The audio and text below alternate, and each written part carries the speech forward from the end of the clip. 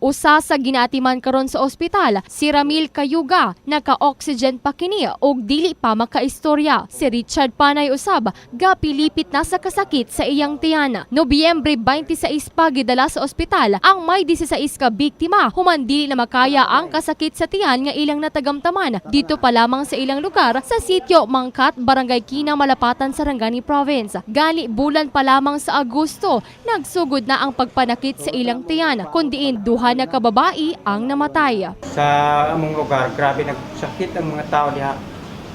Bali 16 ka 18 patay ang duha.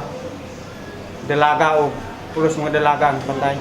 Duda sa mga residente nga tinubdan sa pagpanakit sa ilang tiyan ang tubig nga ilang ginainom kundi nagikan pa sa usa ka langob ug wala ginasala. Gawa sa dahon kundiin ginapaagi sa tubig.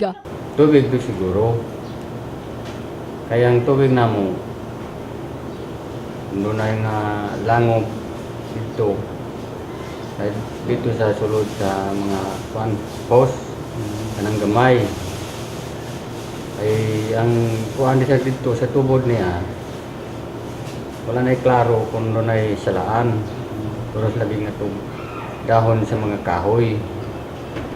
Na di kaabot na sa mga sityo kay putol man mubo kuan hose. Dispensa sa mga nangaon karon apan nakasinati og ubo, pagpangurog sa lawas, pagsuka kalibang na og dugo ang ilang nasnatian. Nagdesidar na ang mga apektadong residente nga mokanaog na sa syudad aron magpatambal human nga dili na nila makaya ang kalain sa paminaw.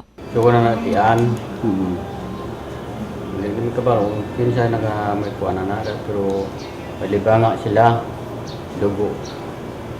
Kung dili sila makalibang mga dugo, patay sila.